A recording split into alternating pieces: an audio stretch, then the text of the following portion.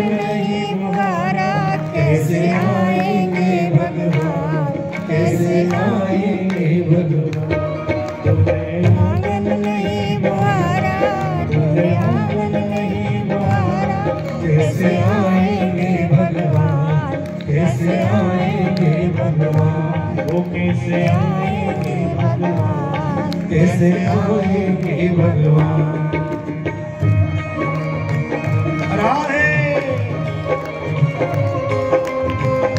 ठाकुर जी आ रहे हैं, राधे। बांके बिहारी लाल की जय हो।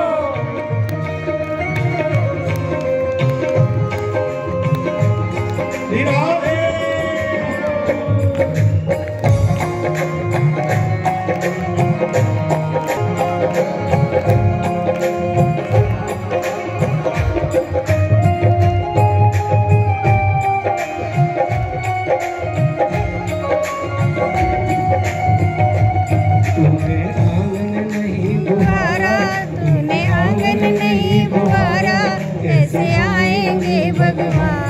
कैसे आएंगे भगवान। तूने आंगन नहीं बुहारा, तूने आंगन नहीं बुहारा, कैसे आएंगे भगवान, कैसे आएंगे भगवान। हर कोने में गंध लगी है, हर कोने में गंध लगी है, मन की ज्योति नहीं जली है, मन की ज्योति नहीं जली है। चारों ओर अंधेरा, आंगन चारों ओर अंधेरा, कैसे आएंगे भगवान, कैसे आएंगे भगवान। तूने आंगन नहीं बुहारा, तूने आंगन नहीं बुहारा, कैसे आएंगे भगवान, कैसे आएंगे भगवान।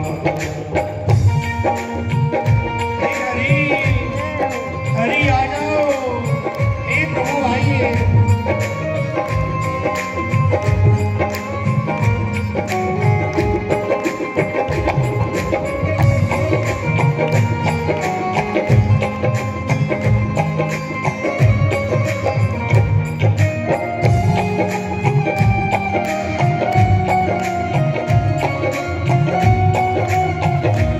तूने आंगन नहीं बुहारा, तूने आंगन नहीं बुहारा, कैसे आएंगे भगवान, कैसे आएंगे।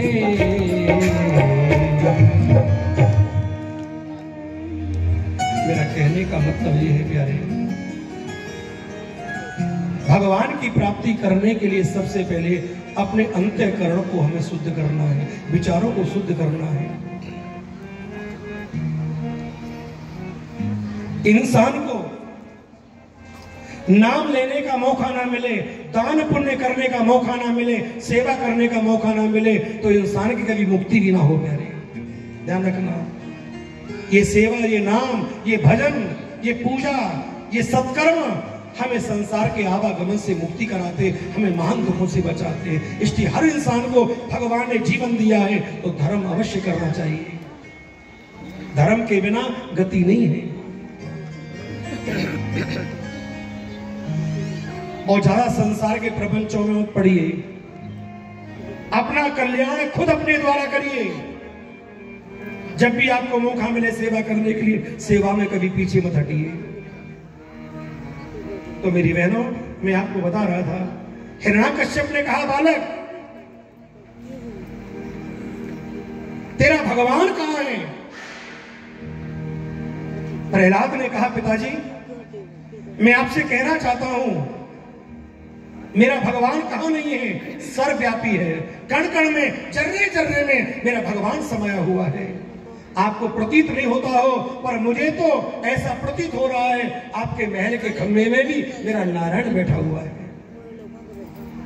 जब महल के खंभे की तरफ इशारा किया, हिरण्याकश्यप हंसने लगा। मंत्रियों, मेरा आदेश है, इस खंभे को इतना गर्म किया जाए, आग लगा दो। इसका भगवान इसके भीतर बैठा है तो इसके भगवान को जला के मारिए, उसके बाद खंभे से बांध करके इसको मारा जाएगा। खंभे के नीचे मोटे मोटे लकड़ लगा दिए, मिट्टी का तेल डाला, आग लगाई, खम्मा लाल पड़ गया, हिरण्याकश्यप हंसने लगा, मूर्ख बालक प्रहलाद, देख तेरा भगवान इसके भीतर जलन के मर गया, अब तुझे बांधा जाएगा। प्रहलाद जी महाराज आज मन में थोड़े विचलित हो गए, लेकिन सोचा ठाकुर जी मेरी लाज तुम्हारे हाथ। भगवान नारायण क्या काम करते हैं, एक चींटी का रूप लेकर के उस गर्म खंभे पर चलना शुरू कर देते हैं। भगवान चींटी बन गए लगा। प्रहलाद ने देखा रस्सियों में आग लग रही है पर चींटी चल रही है, तो जरूर मेरा ठाकुर बैठा हुआ है, विश्वासम फलदायकम। प्रहलाद जी महाराज सीधे खंभे से खुद लिपट गए, खम्मा शीतल हो गया। हिरण्याकश्यप ने कहा बालक कहां है तेरा भगवान? पिताजी आपको भी प्रतीत नहीं हो रहा है, जो रस्सी तुम बांध रहे थे रस्सियों में आग लग रही थी, और देखो मैं लिपटा हुआ हूं, मेरा कुछ बाल बांका नहीं हो रहा, मेरा भगवान इसके भीतर बैठा है। हिरण्याकश्यप ने अपने हाथ में गदा ली और गदा लेकर के कहा देख तेरा भगवान इसके भीतर बैठा है, तो पहले आज तेरे भगवान को खत्म करूंगा, उसके बाद तुझे मारूंगा। आज तेरे जीवन का आखिरी दिन है, ये सोच ले। जैसे खम्भे में प्रहार किया हिरण्याकश्यप ने, खम्भा फटा, खम्भा फटा और खम्भे में से स्वयं साक्षात भगवान नारायण नरसिंह के रूप में प्रकट हो गए। और नरसिंह भगवान की जय हो। और ऐसा भगवान का नरसिंह रूप, इतना विकराल रूप, भगवान ने दहाड़ लगाई। उनकी गर्जना को सुनने के बाद हिरण्याकश्यप दूर जाके गिरा। भगवान ने छलांग लगा करके उसको पकड़ लिया। हिरण्याकश्यप बोला तुम कौन हो? भगवान मुस्कुरा करके बोले तेरा शत्रु नारायण। नारायण का नाम सुनते ही अपने आप को छुड़ाने लगा और भागने लगा। भगवान ने कहा बेटा अब नहीं भागने दूंगा तुझे, अब कहां जाएगा भाग के, अब तो तेरा कल्याण करना पड़ेगा। आज तेरा अंतिम दिन है, समझ ले, आज तुझे मरना है। हिरण्याकश्यप बोला मुझे कोई मार नहीं सकता, मैं अमर हूं, मुझे ब्रह्मा के द्वारा वरदान मिला हुआ है। मन क्या वरदान मिला है? तेरे वरदान मांगा था ना, दिन में मरूं ना रात में मरूं, देख क्या है, ये संध्या का समय है। तेरे का ऊपर मरूं ना नीचे मरूं, ना तेरे हाथ आकाश में लग रहे हैं ना पांव धरती पे छोड़ रहे हैं, मैंने तुझे जंगाओं पे डाला हुआ है।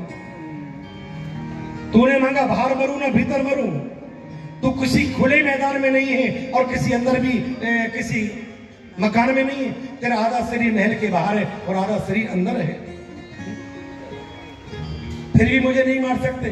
मैंने ब्रह्मा जी से वरदान मांगा था, ब्रह्मा जी तुम्हारी सृष्टि में ऐसा कोई व्यक्ति ना हो जो मेरा वध कर सके। भगवान बोले सुनिए हिरण्याकश्यप, आज तक तुमने हम जैसा कोई दूसरा देखा है? और एक बात बताओ, ब्रह्मा ने हम नहीं बनाए, हमने ब्रह्मा बनाया है। सृष्टि में तुमने आज तक हम जैसा कोई देखा है? हिरण्याकश्यप बोला महाराज ये तो मिली जुली सरकार हमने पहली बार देखी है। धन्य आपके माई बाप जो आधा नर है और आधा शेर है, फिर भी तुम मुझे नहीं मार सकते, ऐसा वरदान मांगा है मैंने, अमर हूं अमर। भगवान बोले बेटा अमर तो दुनिया में कोई ना है, सब एक दिन मरना है।